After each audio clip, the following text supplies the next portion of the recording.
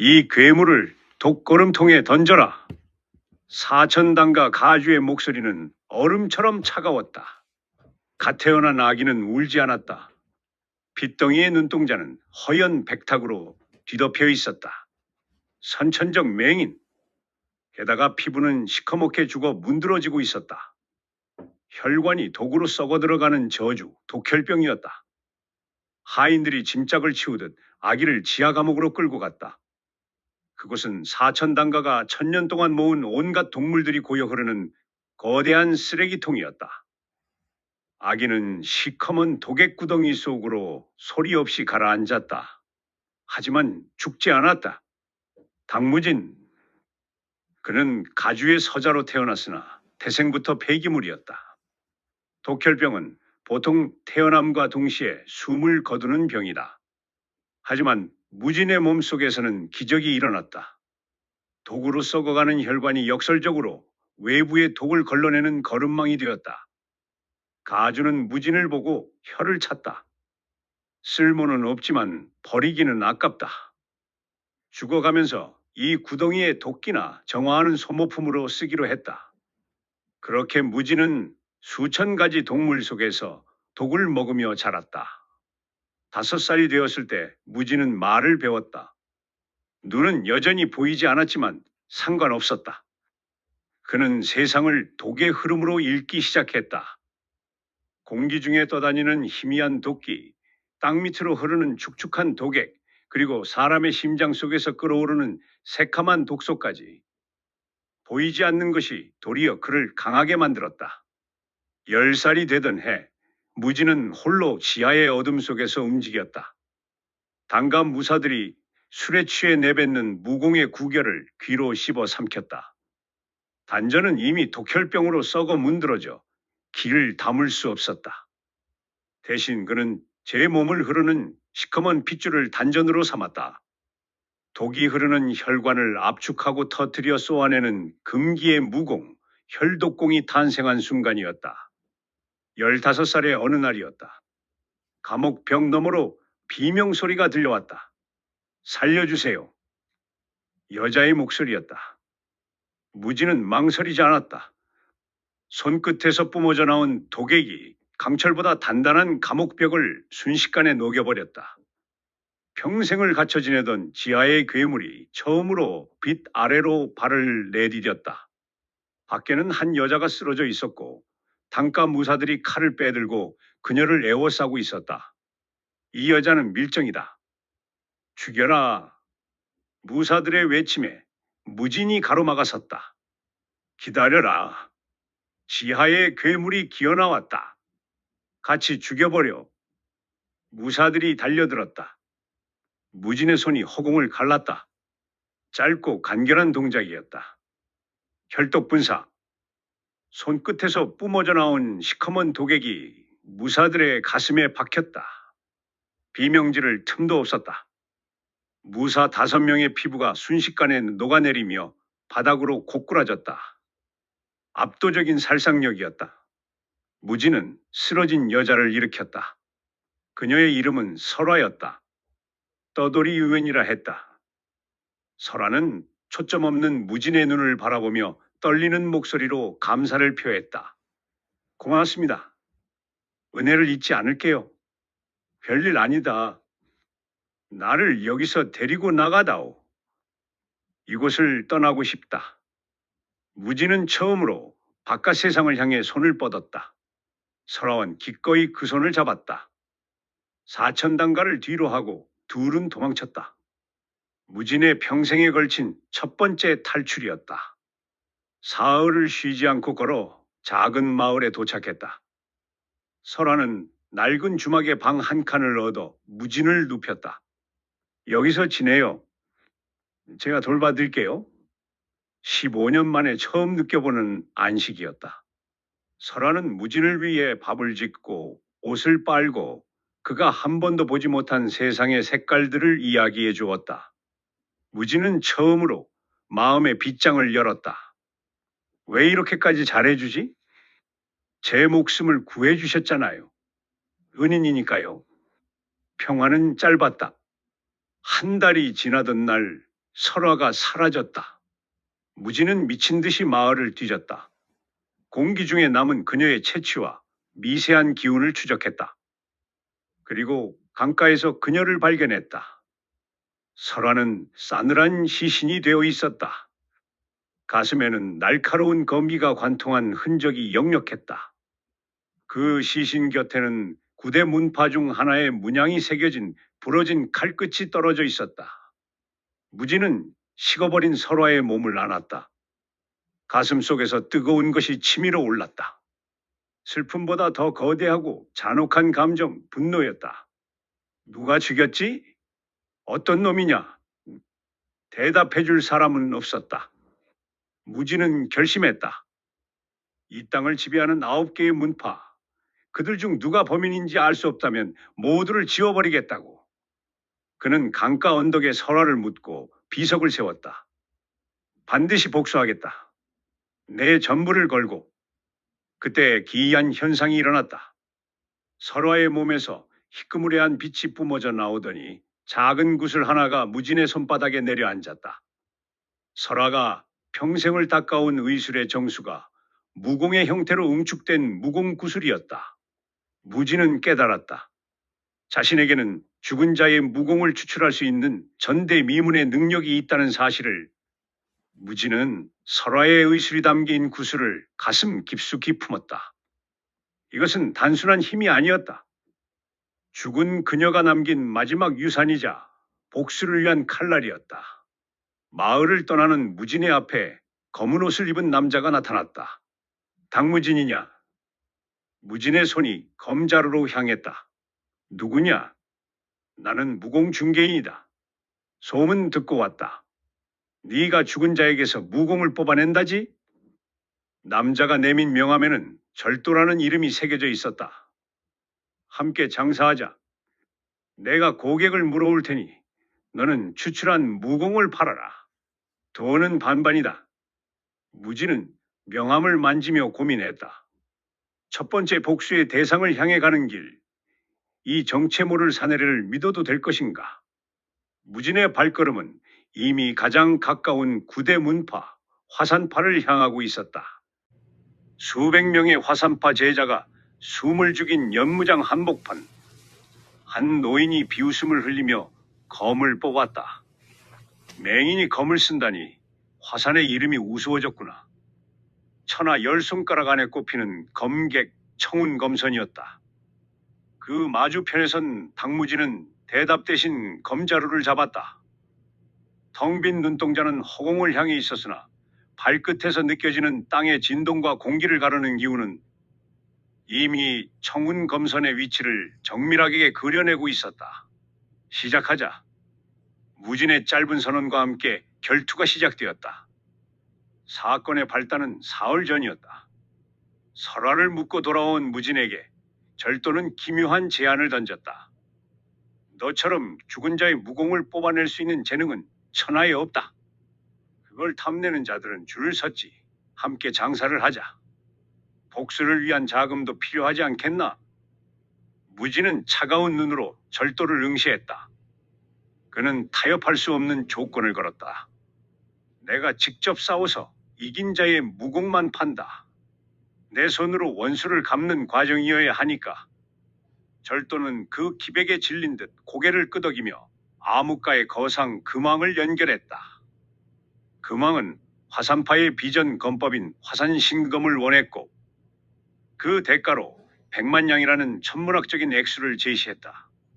화산파는 9대 문파 중 하나로 설화의 등에 새겨진 문양 중 하나일 가능성이 컸다. 화산으로 향하는 길. 무지는 품속에 갈무리했던 설화의 무공구슬을 흡수했다. 따스한 기운이 혈관을 타고 흐르며 도끼로 지친 몸을 어루만졌다. 의술의 정수가 담긴 무공은 무진에게 스스로를 치유하는 기적 같은 힘을 선사했다.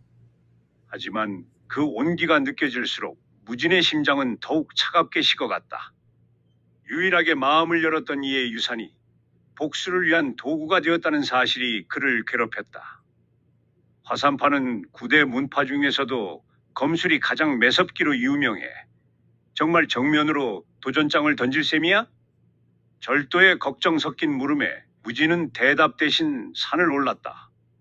험준한 산세와 문파를 감싸고 오르는 날카로운 기운은 맹인인 무진의 피부를 따갑게 찔러왔다. 거대한 문파의 위용은 압도적이었으나 무진에게는 그저 거대한 독구덩이보다 쉬운 사냥터일 뿐이었다. 결투 당일 산문 앞을 가로막은 무진의 외침에 화산파 전체가 뒤집혔다. 70대의 노검객 청운 검사는 지면 목숨을 내놓으라는 파격적인 조건을 비웃으며 연무장에 들어섰다. 낙화유수. 검성의 검이 움직였다.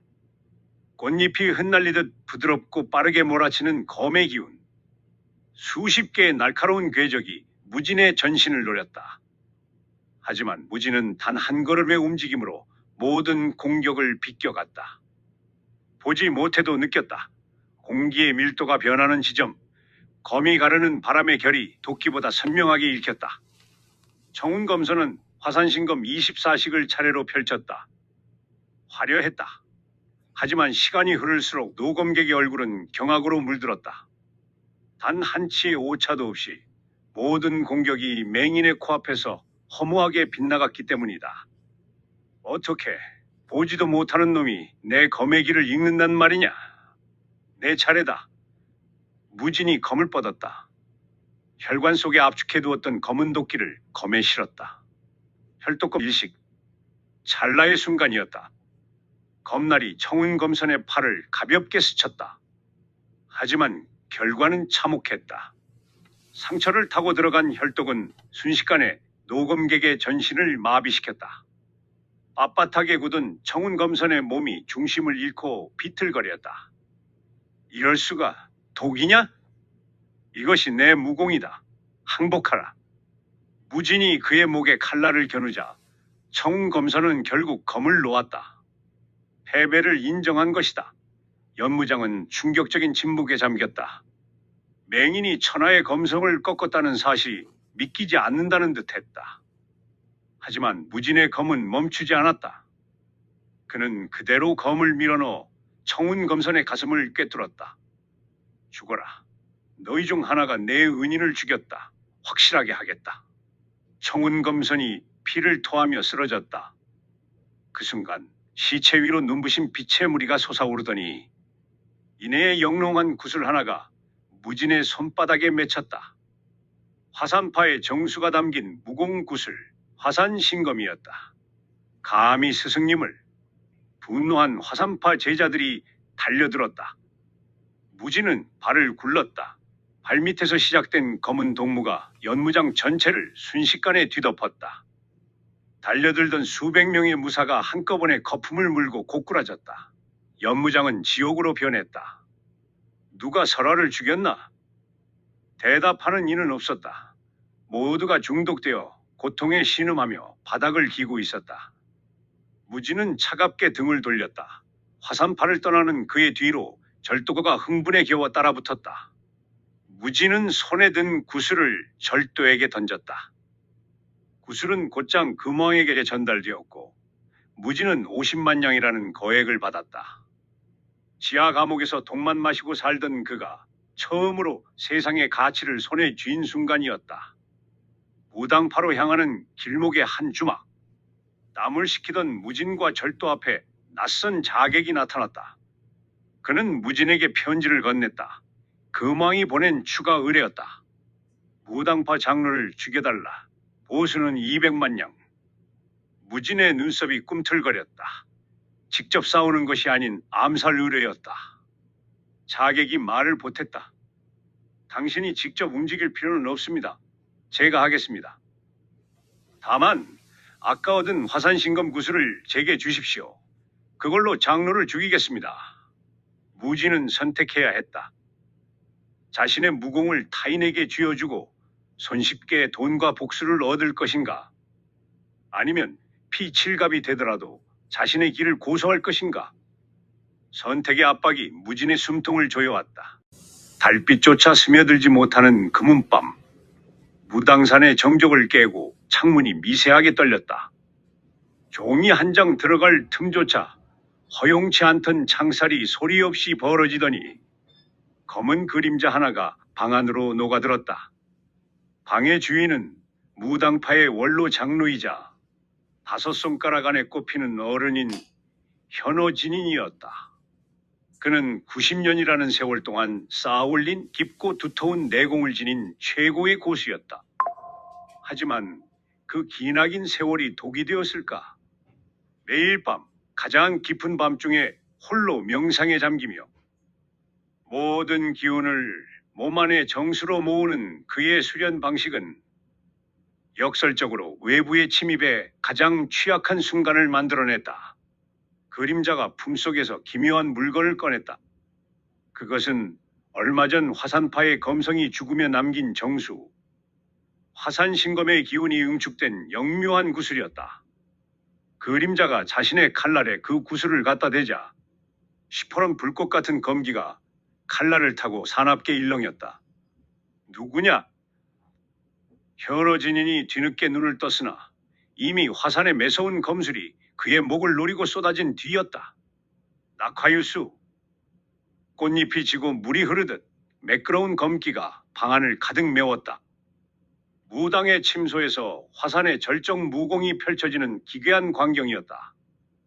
이 모든 것은 당무진의 안배였다. 그는 직접 화산파를 멸문시키려던 계획을 잠시 접어두고 살수 야온에게 화산신의 기운이 담긴 구슬을 넘겼다. 자신의 손을 더럽히지 않고도 적의 무공을 빼앗을 수 있는지, 그리고 다른 이의 무공을 구슬의 형태로 타인에게 옮겼을 때 그 위력이 온전히 발휘되는지를 시험하기 위함이었다. 태극장에 현호진인이 거친 숨을 내뱉으며 손바닥으로 기운을 토해냈다. 웅원한 기세가 야온을 강타했다. 살수 야온은 어둠의 세계에서 이름을 날린 자였으나 화산파의 검술을 온전히 제 것으로 소화하지 못한 상태였다. 그는 벽에 부딪히며 검붉은 피를 내뿜었다. 화산파의 검술을 쓰는 살수라니 화산이 기어이 마귀와 손을 잡았단 말이냐? 현호진인이 호통치며 일어섰다. 90년의 내공이 태극의 형상으로 눈앞에 나타나 야혼을 압박했다. 야혼은 전신의 뼈가 으스러지는 고통 속에서도 검을 놓지 않았다. 무진이 약속한 거액의 보수, 그리고 복수라는 달콤한 유혹이 그를 지탱했다. 대결은 30번의 합을 넘기며 처절하게 이어졌다. 부드러움으로 강함을 제압하는 무당의 비기 앞에 야혼의 공격은 번번이 허공을 갈랐다. 현호진인의 마지막 손바닥 공격이 야혼의 가슴팍에 닿으려던 찰나 야혼이 비릿한 미소를 지으며 품속에 은밀한 무기를 날렸다. 그것은 당무진이 자신의 혈관 속에서 직접 추출한 피 속에 독을 묻힌 암기였다. 독인가? 현호진인이 놀라며 뒤로 물러났으나 독침은 이미 그의 목줄기에 깊숙이 박힌 뒤였다. 90년을 수련한 도가의 내공도 무진의 저주받은 독 앞에서는 무용지물이었다. 전신의 기맥이 순식간에 마비되었고 태극의 기운은 허망하게 흩어졌다. 야호는 비틀거리며 다가가 검을 휘둘렀다. 툭 하는 소리와 함께 무당파 장로의 머리가 바닥을 굴렀다. 야호는 미리 약속한 대로 장로의 시신을 보에 싸 짊어지고 한밤중에 산을 내려왔다. 무당파 내부에선 이미 난리가 났으나 어둠에 익숙한 살수의 행적을 쫓기엔 역부족이었다. 무진은 마을 어귀의 낡은 주막에서 야혼을 기다리고 있었다. 그가 가져온 시신에 손을 얹자 죽은 자의 영혼이 맺힌 듯한 눈부신 빛의 무리가 다시 한번 뿜어져 나왔다. 새로운 영묘한 구슬, 무당 태극권이 무진의 손바닥 위에 내려앉았다. 수고했다. 무진의 짧은 칭찬과 함께 거래가 마무리되었다. 야호는 거상 금왕으로부터 200만 냥을 받았고 무진 역시 수수료를 포함해 100만 냥이 넘는 거금을 손에 넣었다. 지하 감옥의 걸음통으로 불리던 소년이 천하를 뒤흔드는 부와 힘의 주인이 되어가고 있었다. 이게 훨씬 빠르고 확실하지 않았나? 네가 직접 피를 흘릴 필요도 없으니 말이야. 절도가 흐뭇한 듯 돈주머니를 어루만지며 말했지만 무진의 기운은 더욱 차갑게 가라앉아 있었다. 아니다. 타인의 손을 빌리는 것은 수단일 뿐이다. 직접 부딪혀 그들의 무공을 깨부술 때만 느껴지는 증오의 맛이 있다. 그래야 설화의 영혼이 안식을 찾을 수 있다. 그럼 다음은 어디로 갈 생각이지? 종남파. 무지는 망설임 없이 다음 목표를 뱉었다. 하지만 길을 나서던 무진의 걸음이 갑자기 멈췄다. 앞을 보지 못하는 그의 청각과 도끼 감지 능력이 등 뒤에서 끈질기게 따라오는 기이한 기척을 포착했다. 나와라. 그림자 뒤에 숨어서 도끼를 내뿜는 쥐새끼가 누구냐? 어둠 속에서 한 여인이 천천히 모습을 드러냈다. 무지는 보이지 않는 눈을 부릅떴다. 그녀가 내뿜는 채취와 기운은 죽은 설화와 소름 끼칠 정도로 닮아 있었다. 누구냐? 저는 설화의 언니 설린이라고 합니다. 무진이 번개같이 검을 뽑아 그녀의 목을 겨누었다. 거짓말 마라. 설화는 이 세상에 일가 친척 하나 없는 고아였다. 여인이 슬픈 기색으로 고개를 저으며 품속에서 낡은 놀이개 하나를 꺼냈다. 그것은 설화가 생전에 가장 아꼈던 물건과 짝을 이루는 것이었다. 우린 쌍둥이였지만 가문이 망할 때 헤어졌습니다. 저는 줄곧 동생을 찾아온 나라를 떠돌았죠. 하지만 제가 도착했을 땐 이미 그녀는 여인의 목소리가 젖어들었다. 그녀가 한 걸음 더 다가오며 나직하게 속삭였다. 설화를 죽인 진범이 누구인지 알고 있습니다. 아홉 문파의 허울 뒤에 숨은 진짜 악마를요. 저와 함께 복수하지 않겠습니까? 무지는 텅 빈 눈동자로 여인이 서 있는 방향을 응시했다. 이 여자의 존재 자체가 함정일까? 아니면 복수를 완성할 마지막 조각일까? 설화의 얼굴을 한 이방인이 복수의 길목에 새로운 그림자를 들이우고 있었다. 무당파 놈들이 우리 문파의 보물인 비급을 훔쳐갔다. 종남파의 회의실이 분노 섞인 고함으로 뒤흔들렸다.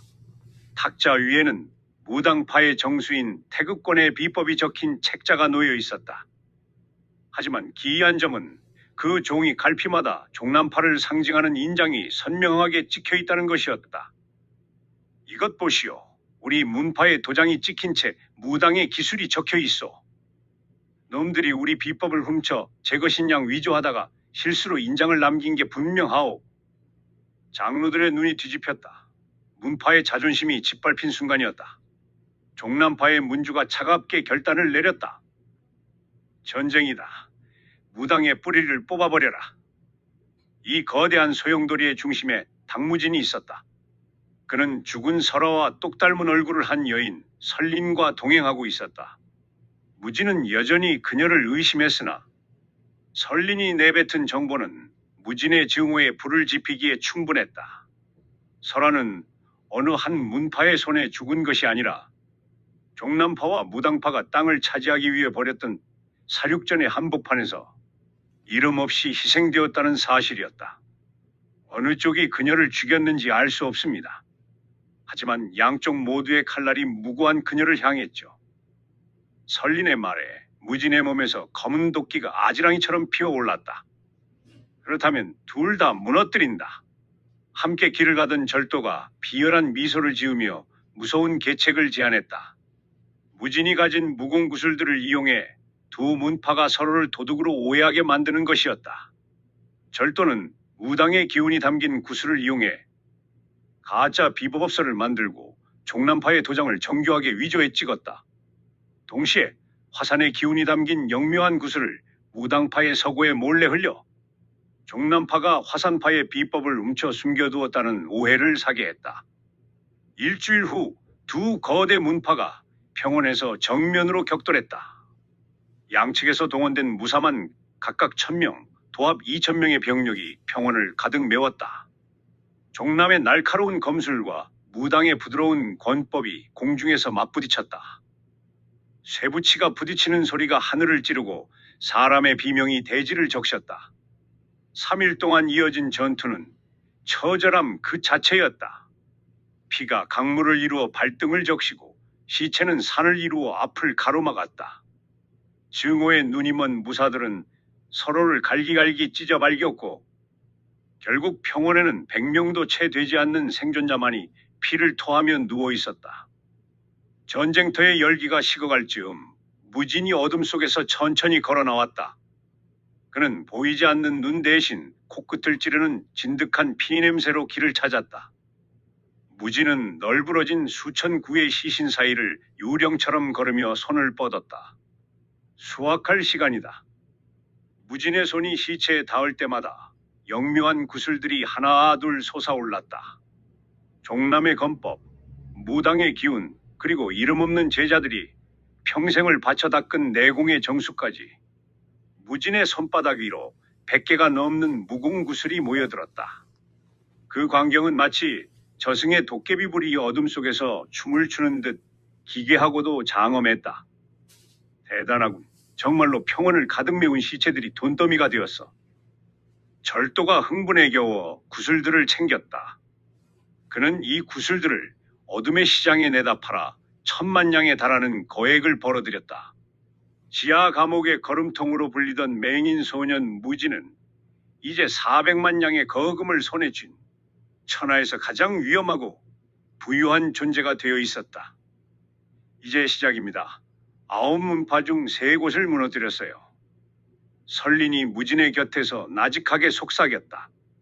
그녀의 눈빛은 무진을 향해 있었지만 그 속내는 여전히 안개 속처럼 불분명했다. 무진은 감정이 메마른 목소리로 물었다. 다음은 어디냐? 4번째는 소림사입니다. 그들은 9문파 중에서도 으뜸이며 그 힘의 깊이는 바다와 같아 끝을 알 수 없는 곳이죠. 절도가 옆에서 몸을 떨었다. 소림이라는 이름이 주는 무게감은 상상 이상이었다. 하지만 무진은 오히려 비틀린 미소를 지었다. 최강이라니, 그들이 품은 정수는 얼마나 더 달콤할까. 소림사로 향하는 길목, 일행이 잠시 쉬어가던 주막으로 다급한 전령이 날아왔다. 절도가 떨리는 손으로 종이를 펼치더니 이내 안색이 잿빛으로 변했다. 이건 말도 안 돼. 무엇이냐? 무진이 차갑게 묻자 절도가 더듬거리며 내용을 읽어 내려가가. 소림사의 가장 높은 어른인 방장이 직접 보낸 편지야. 당무진, 네가 화산과 무당, 종남을 무너뜨린 것을 알고 있다. 우리 소림이 다음 목표라는 사실도 안다. 한 달 후 소림의 커다란 마당에서 기다리겠다. 나와 싸워 이기면 소림을 네 발 아래 두어도 좋다. 함정임이 분명했다. 설린이 다급히 무진의 옷소매를 붙잡으며 만류했다. 함정이에요. 전 문파의 힘을 하나로 모아 당신을 죽이려는 속셈입니다. 가면 안 돼요. 하지만 무진은 거침없이 자리에서 일어났다. 그의 등 뒤로 검은 도끼가 아지랑이처럼 피어오르며 주변의 풀들을 검게 태웠다. 정면으로 간다. 그들이 제 발로 찾아와 내단을 바치겠다는데 거절할 이유가 없지. 맹인의 지팡이가 거친 흙바닥을 힘차게 내리쳤다. 이제 복수의 불꽃은 천하의 기둥이라 불리는 소림사를 집어삼키기 위해 타오르기 시작했다. 120년의 세월을 견딘 늙은 승려의 손이 가볍게 허공을 가르자 대기가 비명을 지르며 찢겨나갔다. 눈에 보이지 않는 거대한 손바닥의 기운이 광장을 휩쓸었고 그 기세에 눌린 1000명의 무사가 서 있던 자리는 순식간에 고운 가루가 되어 흩날렸다. 천하에서 으뜸이라 일컬어지는 소림사의 앞마당. 수만 명의 무리민이 숨을 죽인 채 이 믿기지 않는 광경을 지켜보았다. 한가운데에는 소림의 가장 높은 어른인 무공선사가 가사자락을 휘날리며 고요히 서 있었다. 120세 나이, 200년에 가까운 깊은 내공을 지닌 그는 명실상부한 천하 제일의 고수였다. 그 마주편에 선 이는 고작 23살의 맹인 청년 당무진이었다. 무공선사가 목에 건 염주를 하나씩 굴리며 나직하게 입을 열었다. 시주, 이제라도 돌아가시게. 발길을 돌리기엔 아직 늦지 않았네. 무진은 대답 대신 검자루를 꽉 쥐었다. 겁날이 찝찝한 공기를 가르며 서늘한 울음소리를 냈다. 시작하자. 지난 한 달간 무진은 이 사투를 위해 자신을 밑바닥까지 몰아붙였다.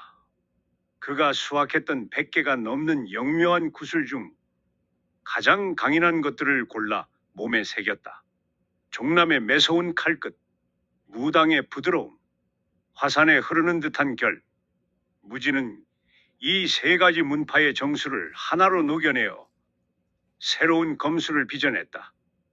이름하여 사막검이라 불리는 이 세상 어디에도 존재하지 않던 변칙적인 무공이었다. 설리는 결투 전날까지도 무진의 옷소매를 붙잡으며 말렸다. 방장은 신의 경지에 오른 자라 이길 수 없다고 울먹였으나 무진의 결의는 바위처럼 단단했다. 절도는 이 미친 결투에 모든 것을 걸었다. 그는 어둠의 세계 큰손들을 움직여 무진이 이긴다는 쪽에 400만 냥이라는 전 재산을 걸었다. 배당률은 무려 100배. 이기기만 하면 나라 하나를 사고도 남을 4억 냥이 쏟아지는 도박이었다. 드디어 결투의 막이 올랐다. 대역 금강장. 무공선사가 먼저 거대한 손바닥 기운을 내질렀다. 거대한 산맥이 무너져 내리는 듯한 장력이 무진을 덮쳤다. 무진은 채 맞기도 전에 수십 길 밖으로 날아가 두꺼운 담벼락에 처박혔다. 입안 가득 비릿한 핏물이 고였다. 천하제일이라는 명성은 결코 헛된 것이 아니었다. 무진이 비틀거리며 다시 일어섰다. 그는 곧장 새로 익힌 삼합검을 펼쳤다. 종남의 빠른 찌르기가 방장의 숨통을 노리는가 싶더니 이내 무당의 유연한 흐름이 방장의 반격을 허공으로 흘려보냈다. 그 틈을 놓치지 않고 화산의 화려한 검기가 소나기처럼 쏟아졌다. 세 문파의 정수가 한 칼 끝에서 터져나오자 무공선사의 눈에 처음으로 경악의 빛이 서렸다. 오, 제법이구나. 어린 나이에 이런 경지를 일궈내다니. 방장이 뒷걸음질을 쳤다. 호각을 이루는 치열한 대결이 1시간 동안 이어졌다. 방장을 메운 수만 명의 구경꾼은 맹인 청년이 방장과 대등하게 겨루는 기적같은 광경에 넋을 잃었다. 무진은 온몸의 감각이 깨어나는 것을 느꼈다. 이렇게 강한 상대는 처음이었다. 방장 역시 맹인임에도 모든 기운의 흐름을 읽어내는 무진의 재능에 등줄기가 서늘해졌다. 승부는 각자의 비기에서 갈렸다. 무공선사가 몸을 눈부신 황금빛으로 물들이며 금강불개의 신공을 펼쳤다. 어떤 칼날도 뚫을 수 없는 불사의 몸이었다. 이에 맞서 무진은 자신의 혈관 속에 압축해둔 도끼를 극한까지 끌어올려 검에 실었다. 혈도검 30. 시커먼 도끼가 서린 검날이 황금빛 막을 뚫고 파고들었다. 치익하는 소리와 함께 방장의 어깨가 베어나갔다. 독이라니 참으로 지독하구나. 방장이 마지막 반격을 가했다. 소림의 절정무공인 대력 금강장의 최종식이 터져나왔다. 무진은 가슴을 정면으로 엇맞고 10m를 날아가 대전의 커다란 기둥에 박혔다. 뼈가 으스러지는 소리가 광장에 울려 퍼졌고 무진은 쓰러져 움직이지 못했다. 방장이 천천히 다가왔다. 이제 끝인가? 피를 토하며 누워있던 무진이 입가에 비릿한 미소를 띄웠다. 아직 끝이 아니다. 그가 손을 들어 허공을 움켜쥐었다. 그 순간 무진의 몸에서 뿜어져 나온 시커먼 도끼가 안개처럼 피어올라 광장 전체를 뒤덮었다. 그 자리에 모인 수만 명의 무사와 방장이 순식간에 도끼를 들이마셨다. 금강불개로 버티던 방장의 안색이 시퍼렇게 죽어갔다. 도끼는 무쇠조차 녹일 듯이 사납게 방장의 숨통을 조였다. 무진은 마지막 남은 생명력을 짜내어 몸을 날렸다. 혈독검 최종식. 전신의 독과 내력을 한 점에 집중시킨 일격이었다. 검끝이 방장의 심장을 정통으로 관통했다. 황금빛으로 빛나던 불사의 몸이 유리조각처럼 산산이 깨져나갔다. 시주가 정말로 이겼구려. 방장이 피를 쏟으며 무너졌다. 소림의 거대한 태양이 지는 순간이었다. 무진 역시 모든 힘을 소진하고 그 자리에서 기절했다. 수만 명의 관중은 맹인 괴물이 방장을 죽였다는 사실에 공포에 질려 비명을 지르며 흩어졌다. 사흘 후 무진이 가까스로 깨어났다. 그는 방장의 시신에서 소림의 모든 정수가 담긴 구슬을 추출했다. 소림의 72가지 절정 무공이 담긴 보물이었다. 절도는 4억냥이라는 천문학적인 돈을 챙기며 광기 어린 웃음을 터뜨렸다. 이제 무진의 수중에는 8억냥이라는 나라를 세우고도 남을 거금이 쌓였다. 소림사가 무너지고 내 문파가 역사 속으로 사라졌다. 무림은 이제 당무진이라는 이름만 들어도 사시나무 떨듯 떨었다. 한 달간의 회복 기간 동안 설린이 새로운 소식을 들고 왔다. 5번째 목표는 골륜파입니다.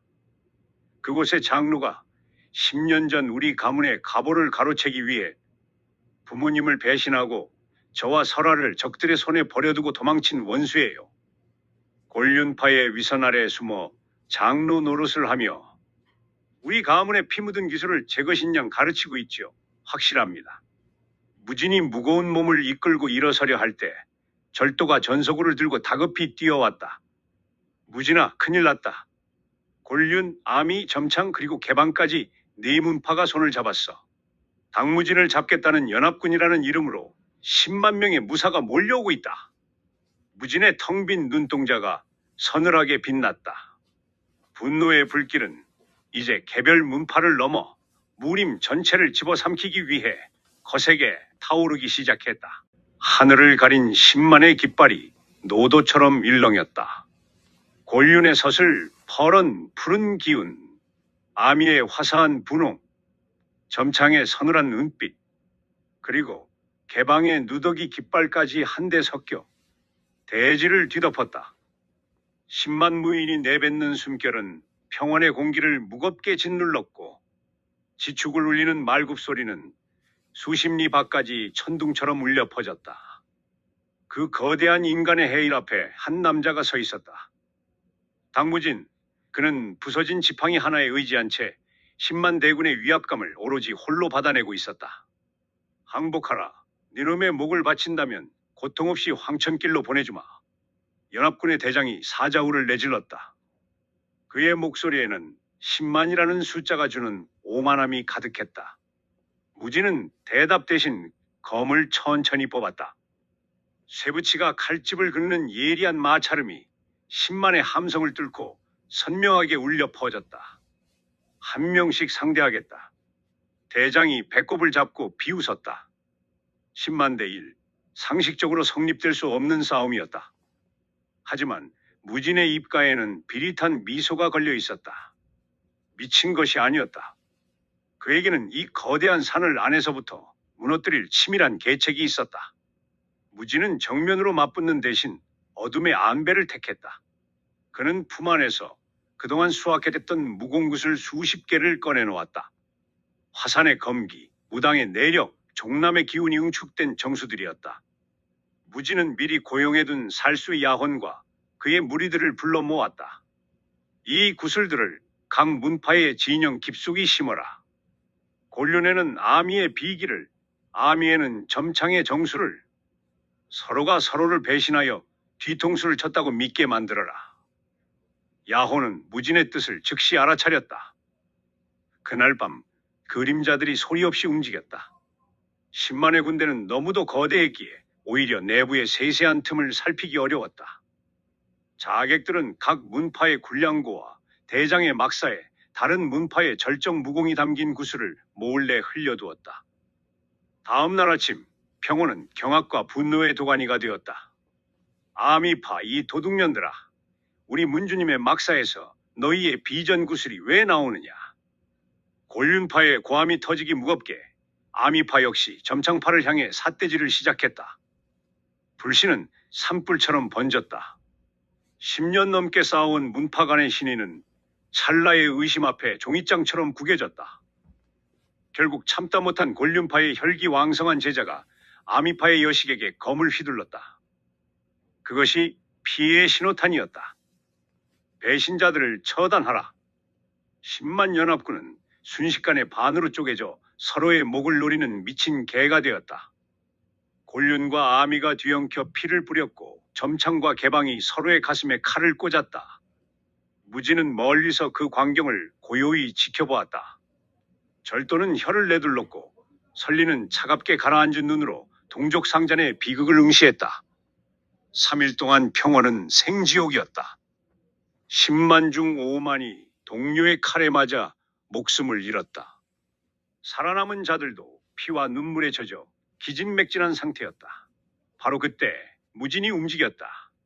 이제 내 차례다. 무진은 홀로 지친 5만의 군세를 향해 돌격했다. 그의 몸에서 시커먼 도끼가 안개처럼 피어올라 평원을 가득 메웠다. 도끼에 물드던 무사들은 숨을 헐떡이며 바닥을 기었다. 혼란이 극에 달했을 때 무진의 검이 사막검의 궤적을 그리며 전장을 휩쓸었다. 그는 죽이지 않았다. 대신 전원의 기맥을 도구로 마비시켜 무릎 꿇렸다. 이틀간 이어진 진압 끝에 네 문파의 장문인들이 무진 앞에 머리를 박았다. 살려주게. 제발 목숨만은. 무진은 곤륜파 장문의 머리채를 잡아 올렸다. 설화를 죽인 자가 누구냐? 장문인은 공포에 질려 떨리는 목소리로 대답했다. 10년 전 설린과 설화의 가문을 멸문시키고 가보를 훔쳐 달아났던 그 장로가 최근까지도 단가의 사주를 받아 설화를 추적해 죽음에 이르게 한 주범이었다는 것이었다. 하지만 그는 설화를 죽인 직후 지독한 병에 걸려 이미 흙이 된 지 오래였다. 복수의 실체가 사라졌다는 허탈함이 무진의 가슴을 때렸다. 그러나 무진은 멈추지 않았다. 이미 죽었다고 해서 죄가 사라지진 않는다. 곤륜파가 그를 품었으니 그 책임을 문파 전체가 져야 한다. 무진은 곤륜파 장문의 가슴을 꿰뚫어 무공구슬을 추출했다. 아미, 점창, 개방의 수장들 역시 같은 운명을 맞이했다. 전장에는 5만 구의 시신과 마비된 무사들이 널브러졌다. 무진은 그들 모두에게서 무공의 정수를 뽑아냈다. 수천 개의 영롱한 구슬이 대지에 흩어졌다. 절도는 한 달 내내 어둠의 경로를 통해 이 구슬들을 팔아치웠다. 100억량, 천하의 모든 부가 무진의 손에 모였다. 무진은 이제 세상에서 가장 위험하고 부유한 맹인이었다. 이제 하나 남았습니다. 사천단가예요. 설린의 말에 무진의 어깨가 굳었다. 자신이 태어난 곳, 자신을 독구덩이에 던졌던 저주받은 고향이었다. 설린은 충격적인 진실을 덧붙였다. 설화를 죽이라 명한 진범이 바로 단가였으며 곤륜파는 그저 사주를 받은 사냥개였다는 사실을, 그리고 무진이 단가 가주의 핏줄이라는 비밀을 덮기 위해 그녀를 죽였다는 것을 말이다. 단가로 간다. 무진은 지체 없이 발길을 옮겼다. 하지만 사천단가의 입구, 그곳에서 한 노인이 그들을 기다리고 있었다. 무진은 소름 끼치는 압박감을 느꼈다. 그동안 만난 그 어떤 고수보다 강한 기운이었다. 오랜만이구나, 무진아. 백발의 노인이 웃으며 아는 체를 했다. 무진은 경계하며 검을 겨누었다. 누구냐? 나는 너를 구해준 은인이다. 하지만 본래 이름은 마신이지. 노인의 웃음소리가 대기를 찢었다. 무진이 9문파를 하나씩 무너뜨릴 때마다 1000년 전 봉인되었던 마신의 결계가 약해졌던 것이다. 본래 9문파의 정수들은 중원의 대지에 흐르는 연기를 붙들어 매는 쇠기였다. 무진이 각 문파 장문인들의 가슴을 뚫고 무공구슬을 추출할 때마다 그 쇠기가 하나씩 뽑혀나간 셈이었다. 정수가 사라진 문파의 영사는 급격히 메말랐고 그 힘으로 유지되던 마신의 봉인은 사슬이 풀리듯 허망하게 허물어졌다. 무진은 복수의 도구로 쓰인 줄 알았으나 실상은 마신의 부활을 돕는 꼭두각시에 불과했다. 고맙다. 덕분에 자유를 얻었구나. 마신이 기지개를 켜자 주변의 모든 생명이 순식간에 시들어 검게 변했다. 무진은 다시 한번 검자루를 고쳐쥐었다. 진정한 적은 문파의 허울 뒤에 숨어 무진을 비웃고 있었다. 하늘이 무너졌다. 아니, 마신이 손을 든 것뿐이었다. 한낮의 태양은 순식간에 검은 안개에 잡아먹혔고 대지는 비명을 지르며 갈라졌다. 천년을 묵혀온 마귀가 폭발했다. 그 기운은 파도처럼 밀려와 무진과 절도, 설린의 몸을 장난감처럼 허공으로 날려버렸다. 압도적이다. 강함이라는 단어로는 설명이 불가능한 재앙이었다. 마신이 찢어지는 웃음소리를 내뱉었다. 가련하구나. 네 놈이 모은 무공이 몇 개냐? 1000개. 나는 1000년의 세월 동안 10,000개의 무공을 씹어 삼켰다. 무진이 피를 토하며 바닥을 짚었다. 사지가 뒤틀리고 뼈가 조각났지만 그는 텅 빈 눈동자로 마신의 위치를 쫓았다. 싸운다. 무진의 목소리는 갈라진 틈 사이로 새어나오는 바람소리 같았다. 마신은 코방귀를 끼며 비웃었다. 개미가 용의 목을 이기겠다고? 가당치도 않구나. 마신의 힘은 상상을 초월했다. 발끝만 까딱해도 산맥이 흔들렸고 손가락 하나로 허공을 찢었다. 그는 중원의 연기를 빨아먹고 부활한 천년의 괴물이었다. 무진은 품 안에 주머니를 털었다. 그동안 수확했던 무공 구슬들이 비처럼 쏟아졌다. 1000개가 넘는 영묘한 빛의 물이었다. 무진은 망설임 없이 그것들을 자신의 가슴으로 밀어넣었다. 하나씩, 아니 수십 개씩 무진의 몸속으로 흡수되기 시작했다. 뼈마디마다 무공이 새겨지고 혈관마다 새로운 내력이 요동쳤다. 종남의 검, 무당의 권법, 화산의 매서운 검날, 소림의 묵직한 손바닥, 곤륜과 아미의 비기, 점창의 창술과 개방의 봉술까지 중원을 호령하던 1000가지 무공이 무진의 몸이라는 그릇 안에서 하나로 융합됐다. 힘이 폭발했다. 무진의 내공은 순식간에 천년급으로 치솟았다. 대지를 누르던 마신의 기운을 밀어낼 만큼 거대한 폭풍이 무진을 감쌌다. 하지만 여전히 부족했다. 눈앞의 마신은 만년의 내공을 품은 시면이었다. 죽어라. 무진이 공격했다. 1000가지 무공을 찰나의 순간에 동시에 펼쳤다. 하늘에서 수천 개의 검강이 쏟아지고 땅에서는 수백 개의 권풍이 일어났다. 그러나 마신은 가볍게 손을 휘두르는 것만으로 그 모든 공격을 지워버렸다. 약하구나. 참으로 약해. 마신의 반격이 시작됐다. 보이지 않는 손이 무진의 가슴을 때렸다. 무진은 산을 3개나 뚫고 날아가 거대한 바위벽에 처박혔다. 무진! 절도가 자지러지는 비명을 질렀다. 설린이 다급히 달려와 무진을 치유하려 했다. 하지만 소용없었다. 전신의 맥이 끊기고 오장육부가 다 녹아내린 상태였다. 무진은 죽음을 눈앞에 두고 있었다. 그때였다. 몸 안에 독혈병이 미친 듯이 반응하기 시작했다. 독혈병, 그것은 평생 그를 괴롭혀온 저주였다. 하지만 죽음의 문턱에서 그 저주는 축복으로 탈바꿈했다. 혈관 속을 흐르는 검은 피가 들끓으며 파괴된 살점을 이어붙이고 부러진 뼈를 맞췄다. 독혈이 무진의 몸을 강제로 재생시켰다. 죽음에서 그를 끄집어 올린 것이다. 무진이 다시 일어섰다. 허연 백탁이 가득했던 그의 눈빛에 검은 불꽃이 일었다. 이제 알겠다. 독혈병의 진짜 정체를 깨달았다. 그것은 죽지 않는 저주, 즉 불사였다. 독혈이 몸 안에 흐르는 한 그는 죽어도 다시 살아나는 괴물이 된 것이다. 무진이 다시 공격했다. 이번에는 죽음을 두려워하지 않았다. 아니, 자신의 죽음을 공격의 수단으로 삼았다. 마신의 손톱이 무진의 심장을 꿰뚫었다. 무진은 죽었다. 하지만 찰나의 순간 독혈이 꿈틀대며 심장을 복구했다. 무진은 부활했다. 다시 공격했다. 머리가 깨지고 목이 꺾였다. 또 죽었다. 그리고 또 부활했다. 10번 죽고 10번을 되살아났다. 마신이 당황했다. 1000년간 본 적 없는 괴현상이었다. 이게 뭐야? 대체 정체가 무엇이냐? 무진이 피 묻은 입술을 올리며 웃었다. 나는 안 죽는다. 무진은 멈추지 않았다.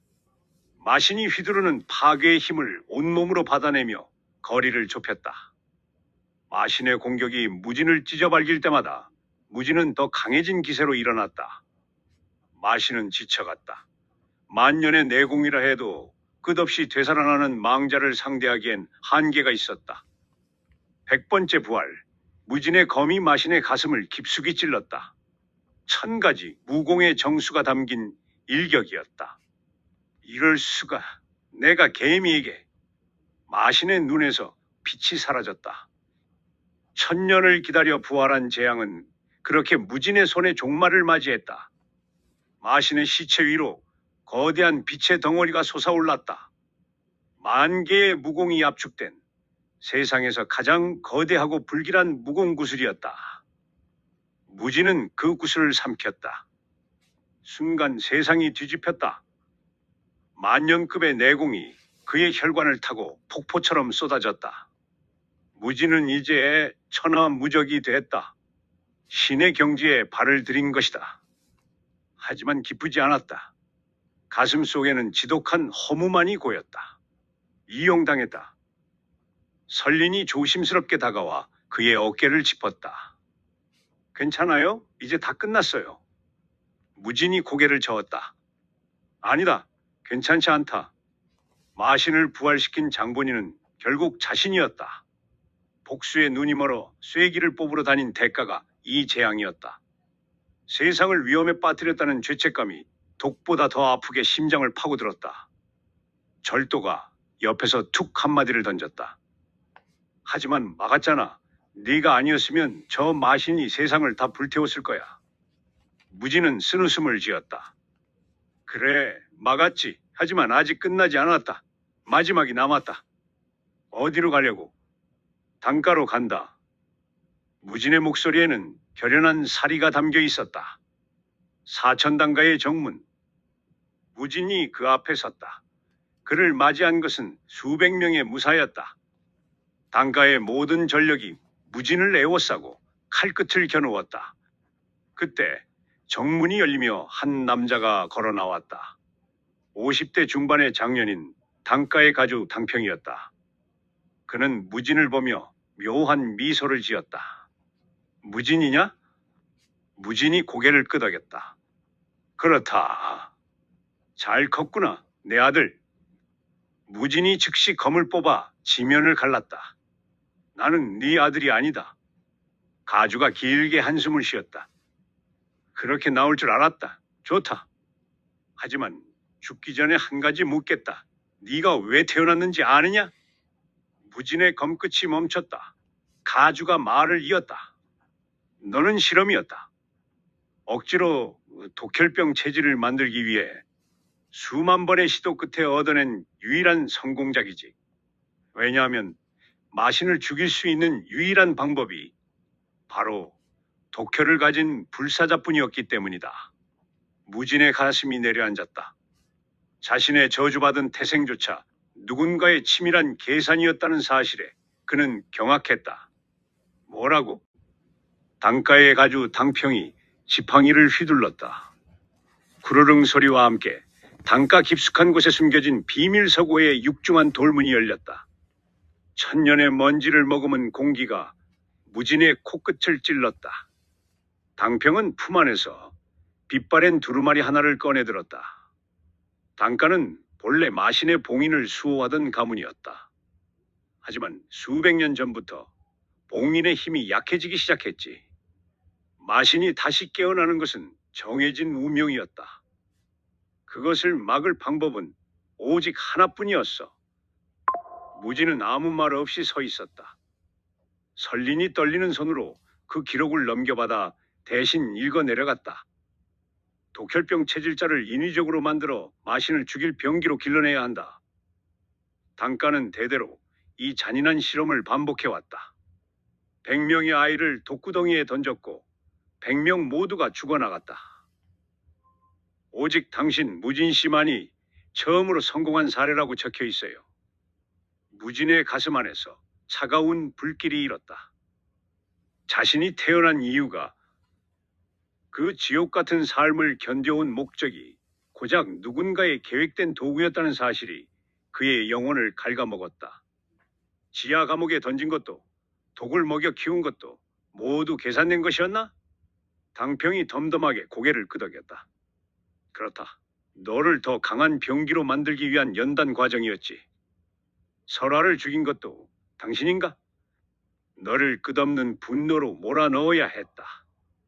그래야 복수심에 미쳐 구대 문파를 무너뜨릴 테니까. 9문파는 마신의 봉인을 지탱하는 9기둥이다. 그것들이 무너져야 마신이 부활하고, 부활한 마신을 네가 죽여야만 이 지긋지긋한 저주가 완전히 끝날 수 있었기 때문이다. 모든 퍼즐이 맞춰졌다.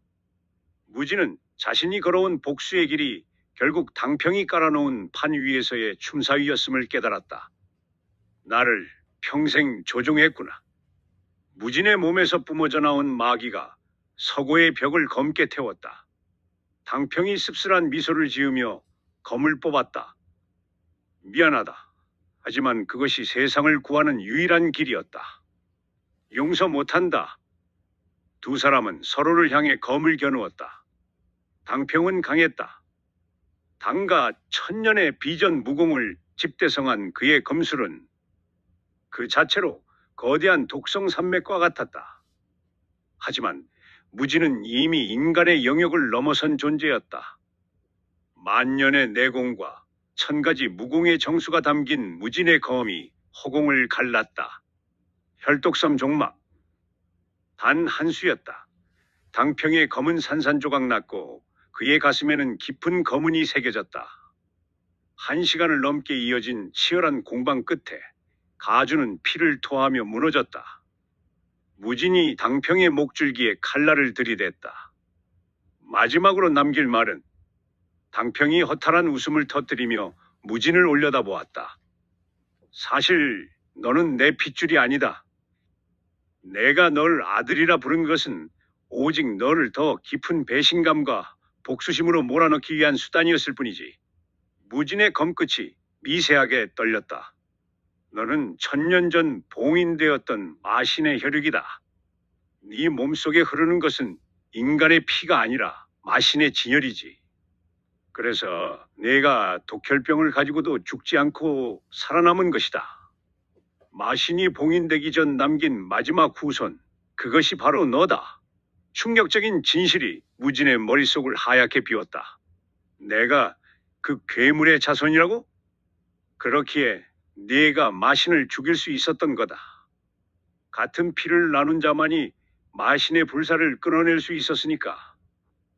이제 선택해라. 마신의 후예로 세상을 파괴할 것인가? 아니면 인간으로 살 것인가? 무진은 오랫동안 침묵했다. 서고 안에는 거친 숨소리만이 감돌았다. 이윽고 무진이 천천히 검을 내렸다. 죽여 마땅한 원수였으나 그 역시 거대한 운명의 수레바퀴에 짓눌린 가련한 인간일 뿐임을 느꼈기 때문이다. 나는 인간으로 산다. 당평이 눈을 감으며 안도의 미소를 지었다. 무진은 당가를 떠났다. 설린과 절도가 그의 뒤를 따랐다. 복수는 끝났고 원수는 사라졌지만 그의 가슴은 여전히 텅 비어 있었다. 당가를 떠난 지 일주일이 흐른 어느 날 밤이었다. 평원에서 휴식을 취하던 무진의 몸에서 기이한 변화가 일어났다. 피부 틈새로 검은 마귀가 연기처럼 흘러나오기 시작했다. 무진 씨, 몸이 이상해요. 설린이 비명을 지르며 물러났다. 무진 역시 자신의 몸 안에서 무언가 잘못되고 있음을 감지했다. 마신의 무공구슬을 흡수한 이후 그 거대한 힘이 무진의 이성을 갉아먹으며 몸을 잠식하고 있었다. 마신의 힘이 너를 먹어치우려 하고 있어. 절도가 공포에 질려 중얼거렸다. 무진은 고통에 몸부림치며 땅을 긁었다. 그때 어둠 속에서 정체 모를 노인 하나가 천천히 걸어 나왔다. 막을 필요 없다. 그저 받아들여라. 노인의 목소리에는 거부할 수 없는 위엄이 서려 있었다. 나는 1000년 전 마신을 봉인했던 도사다. 네가 마신의 후예라는 사실도 지금 네 몸 안에서 벌어지는 전쟁도 모두 알고 있지. 너를 도와주러 왔다. 노인의 하얀 수염이 달빛 아래 은빛으로 일렁였다. 무지는 흐릿해지는 정신 속에서 그 노인을 향해 손을 뻗었다. 새로운 운명의 그림자가 다시 한번 그를 덮쳐오고 있었다. 무진의 가슴이 갈기갈기 찢겨나갔다. 심장을 뚫고 솟구친 검은 안개가 사방을 집어삼켰다. 발치에 닿은 풀잎은 순식간에 재가 되어 흩어졌고 단단한 바위조차 소리 없이 가루로 변했다. 십장 밖에서 이 광경을 지켜보던 노인이 가볍게 손가락을 튕겨 기운을 갈무리했다. 마귀가 폭주하고 있구나. 한 달이다. 그 안에 너는 이성을 잃고 육신을 지배당해 완전한 마귀가 될 것이다. 무지는 핏물을 울컥 토해내며 노인을 노려보았다. 노인의 이름은 천기, 천년 전 마신을 봉인했던 장본인이자 그 기나긴 세월을 오로지 이 순간을 위해 버텨온 도가 최고의 고수였다. 막을 방법이 정녕 없는가? 천기가 무심한 표정으로 대답했다. 두 가지 길이 있다. 하나는 몸 안의 마귀를 모두 버리는 것이다. 그리하면 너는 평범한 사람으로 돌아간다. 하지만 네가 평생을 바쳐 쌓아온 만년의 내력도 함께 사라질 터. 다른 하나는 마귀의 기운을 완전히 받아들여 네 것으로 만드는 것이다. 새로운 마신이 되되 인간의 정신을 유지하는 길이지. 선택은 오로지 네 몫이다. 무지는 깊은 침묵에 빠졌다. 천기는 천년의 세월 동안 마신의 부활을 감시하며 살아온 선인이었다. 그는 무진에게 두 가지 비수를 설명했다. 마귀 제거술과 마신 융합술. 전자는 평온한 여생을 보장하지만 무력한 존재가 되어야 했고, 후자는 신에 가까운 위력을 손에 넣되 자칫 영혼을 잃을 위험이 컸다. 설린이 무진의 소매를 간절하게 붙잡았다. 첫 번째 길을 가요.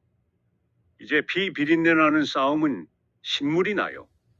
우리 남들처럼 평범하게 살아요. 절도는 턱을 괴고 묘한 미소를 지으며 덧붙였다. 두 번째 일도 나쁘지 않아. 그 막강한 위력을 고스란히 제 것으로 만들 수 있다면 말이지. 정신만 똑바로 차린다면 세상에 무서울 게 없지 않겠나? 일주일의 시간이 흘렀다. 무진의 몸속에서는 검은 기운이 점점 더 사납게 소용돌이쳤다. 피부 틈새로 검은 피가 새어나오고 골격이 뒤틀리는 고통이 뼈를 깎는 듯했다. 폭주가 임박하여 숨이 넘어갈 듯한 순간 무진이 갈라진 목소리로 입을 열었다. 두 번째 길을 가겠다. 마귀의 기운을 받아들이겠다. 천기가 하얀 눈썹을 치켜 세웠다. 확실한가? 마귀의 본능을 이겨내지 못하면 너는 그저 사륙에 미친 괴물이 될 뿐이다. 괜찮다. 여전히 힘이 필요하다. 앞으로 이 땅을 어지럽히는 무리들과 맞서야 할 일이 남아있을 것 같다. 천기가 고개를 끄덕였다. 비술이 시작됐다. 무진의 전신에서 검은 불꽃이 폭발하듯 타올랐다. 마신 융합술은 육신을 새로 빚는 천지개벽의 과정이었다. 뼈조각 하나하나가 부서지고 다시 붙었으며 혈맥은 마귀의 기운을 견디기 위해 무쇠처럼 단단해졌다. 3일 동안 이어진 고통은 저승의 형벌보다 지독했다. 3일 후 정적이 찾아왔다. 무진이 천천히 눈을 떴다. 눈동자는 핏빛처럼 붉게 물들었고 등허리까지 내려온 머리카락은 눈부신 은색으로 변해 있었다. 마귀의 상징이었으나 그의 눈빛은 그 어느 때보다 맑고 깊었다. 성공했군. 인간의 의지로 마귀의 본능을 눌렀어. 천기가 감탄했다. 무지는 이제 사람도 마귀도 아닌 새로운 경지에 오른 존재가 되었다. 만년에 불과했던 내력은 마신의 정수를 온전히 흡수하며 10만 년급으로 불어났다. 손가락 하나만 가볍게 움직여도 대기를 찢고 땅을 뒤흔들 수 있는 위력이었다. 이제 네가 세상의 천칭이 되어야 한다. 사람과 마귀의 경계에 서서 균형을 지키거라. 천기는 임무를 다했다는 듯 안개처럼 자취를 감췄다. 황량한 들판에 무진과 설린, 절도만이 남았다. 무진이 은색 머리카락을 흩날리며 동료들을 보았다. 이제 어떻게 할 거예요? 설린의 물음에 무진이 부드럽게 웃었다. 평범하게 살고 싶다. 검을 내려놓고 싶어. 절도가 어처구니 없다는 듯 폭소를 터뜨렸다. 10만 년의 내력을 가진 괴물이 평범하게 술통이나 나르겠다고? 천하 사람들이 배를 잡고 웃을 일이군. 그래도 해보겠다. 그것이 내가 선택한 길이다. 셋은 중원의 변방, 이름 없는 작은 마을에 자리를 잡았다. 낡은 주막을 하나 사서 직접 석가래를 올리고 지붕을 고쳤다. 절도는 능청스러운 입담으로 사람들을 불러 모았고, 설리는 주막 옆에 작은 약방을 열어 가난한 백성들을 돌봤다. 무지는 앞치마를 두르고 탁자를 닦으며 술을 날랐다. 그 누구도 이 은발의 사내가 중원을 피로 물들였던 혈통마저이자 마신의 후예라는 사실을 눈치채지 못했다. 1년이라는 시간이 흐르는 동안 무지는 단 한 번도 검을 잡지 않았다. 땀 흘려 일하고 사람들과 정을 나누는 일상, 지하 감옥의 거름통으로 태어나 복수만을 위해 달렸던 그에게 찾아온 생애 첫 행복이었다. 그러던 어느 날 해진 옷을 입은 소년 하나가 주막문을 박차고 들어와 무릎을 꿇었다. 저를 제자로 받아주십시오. 무공을 배우고 싶습니다. 무진이 술병을 닦다 멈추고 소년을 내려다보았다. 이유가 무엇이냐? 강해지고 싶습니다. 부모님을 죽인 나쁜 무리들에게 복수하고 싶어요. 소년의 눈에는 서슬퍼런 증오가 서려 있었다. 옛날 자신의 모습이 거울처럼 비쳤다. 무지는 차갑게 고개를 저었다. 안 된다. 복수는 끝이 없다. 그 길의 끝에는 오직 허무한 어둠뿐이다. 소년은 바닥에 이마를 찌으며 울부짖었다. 하지만 억울하게 죽은 부모님의 원한을 풀어드려야 합니다. 이대로는 숨을 쉴 수가 없습니다. 제발 도와주십시오. 무진의 가슴 한구석이 찌릿하게 떨려왔다. 옆에서 지켜보던 설린이 나직하게 속삭였다. 받아들여요. 당신에게도 누군가의 손길이 절실했던 순간이 있었잖아요. 이 아이를 올바른 길로 이끌어주는 것이 당신의 업보일지도 몰라요. 무진은 길게 한숨을 내쉬었다. 10만 년의 내력이 담긴 묵직하고 따뜻한 손이 소년의 어깨에 닿았다. 좋다. 하지만 조건이 있다. 복수를 위해서가 아니라 너 자신과 약자를 지키는 대의를 위해 싸워라. 그것을 맹세한다면 길을 열어주마. 무진의 붉은 눈동자가 소년을 응시했다. 새로운 인연의 싹이 움트는 순간 은발의 마시는 비로소 자신의 존재 이유를 찾은 듯 미소 지었다. 강산이 변한다는 10년의 세월도 은발의 사내에게는 비껴갔다. 33세 무지는 여전히 청년의 기백을 간직한 채 낡은 주막에 앞치마를 두르고 있었다. 하지만 그의 등 뒤에는 이제 듬직한 10명의 제자가 그림자처럼 서 있었다. 그들은 모두 과거의 무진처럼 세상의 밑바닥에서 원한을 씹으며 자라온 아이들이었다. 스님, 저놈의 목을 따서 부모님이 원수를 갚게 해주십시오. 가장 나이 어린 제자가 살기에 젖은 눈으로 울부짖었다. 무진의 투박한 손바닥이 소년의 머리 위에 묵직하게 내려앉았다. 복수가 아니다. 정의다. 원한을 갚기 위해 휘두르는 칼은 결국 너를 먹어치우는 괴물이 될 뿐이다. 약자를 지키는 힘, 그것만이 네가 연마한 무공의 유일한 명분이다. 무진의 가르침은 서슬퍼런 칼날보다 날카롭게 아이들의 가슴에 박혔다. 10년간 무진은 제자들에게 10만 년급 내력을 전수하는 대신 사람으로서의 도리와 힘을 다스리는 절제력을 먼저 심어주었다. 그 결과 무진의 아이들은 피에 미친 살기가 아닌 무림의 어두움을 밝히는 희망의 등불로 성장했다. 평화는 주막의 술향기처럼 감미로웠다. 설리는 무진의 곁에서 아픈 이들을 돌보는 의원으로 자리를 잡았고, 한때 무공구슬을 팔아 치부하던 절도는 이제 주판알을 굴리며 쌀과 소금을 파는 평범한 상인이 되었다. 지독했던 혈통마제의 흔적은 은색 머리카락 속에 숨겨진 채 천천히 잊혀가는 듯했다. 하지만 천명은 그를 가만히 두지 않았다. 급보입니다. 북쪽 서론에서 천지를 뒤흔드는 마귀가 솟구쳤습니다. 주막문을 박차고 들어온 전령의 안색은 잿빛이었다. 무진의 붉은 눈동자가 서늘하게 빛났다. 새로운 마신입니다. 천년 전 봉인되었던 자로 스승님이 처단하신 마신의 형제라 자칭하고 있습니다. 지금 중원을 향해 남하하며 모든 생명을 도륙하고 있습니다. 무진의 미간이 꿈틀거렸다. 형제라니, 끝난 줄 알았던 재앙의 뿌리가 여전히 대지 깊숙이 박혀 있었던 것이다. 제자들이 일제히 검을 뽑으며 앞을 가로막았다. 저희가 가겠습니다. 스승님은 이곳을 지키십시오. 무진이 고개를 저으며 벽에 걸린 낡은 지팡이를 잡았다. 아니다. 이번 적은 너희가 감당할 수 있는 존재가 아니다. 내가 직접 감아.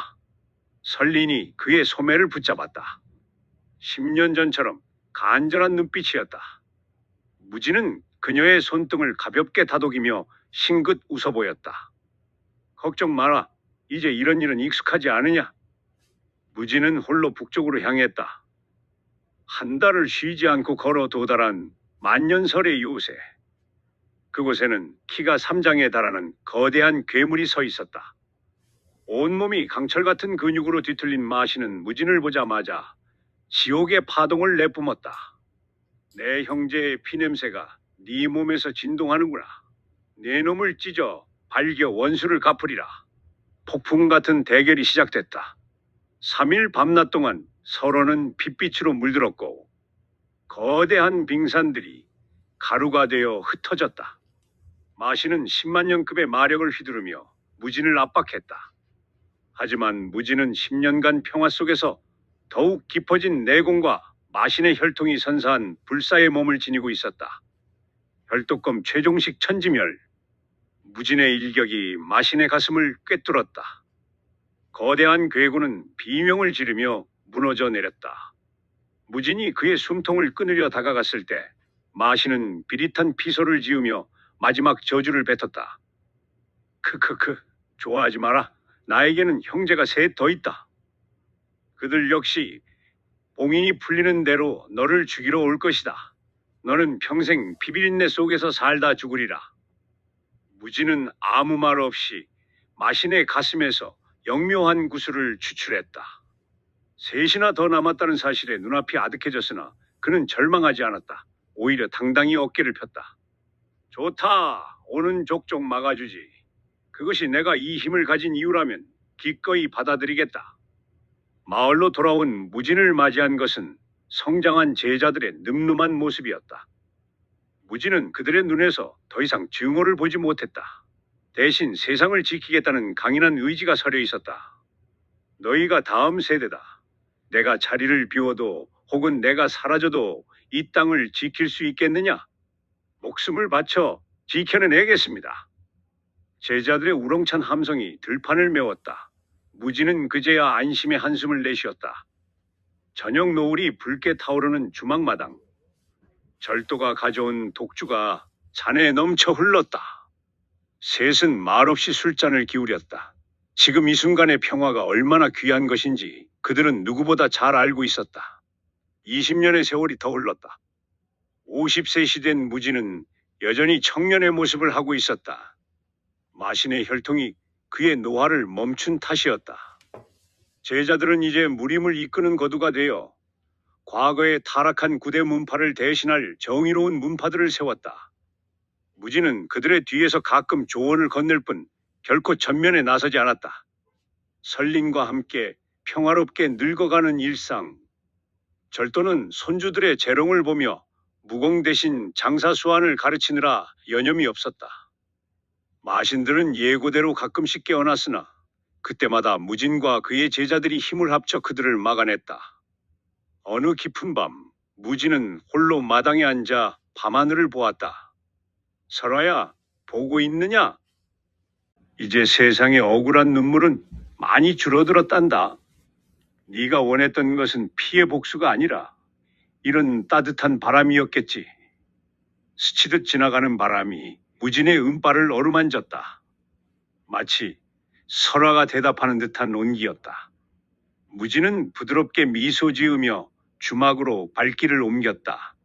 손님들의 웃음소리가 문 밖까지 흘러나왔다. 평범하고 소박한 일상의 향기. 무진은 익숙한 솜씨로 술을 따르며 손님과 눈을 맞췄다. 자, 건배합시다. 멀리 북쪽 산맥에서 불길한 기운이 다시 꿈틀대고 있었지만 무진은 당황하지 않았다. 내일의 전쟁은 내일의 자신이 그리고 제자들이 막아낼 것이다. 지금 이 순간은 오직 이 술잔의 온기만을 느끼고 싶었다. 무진의 술잔이 달빛 아래 은은하게 빛났다.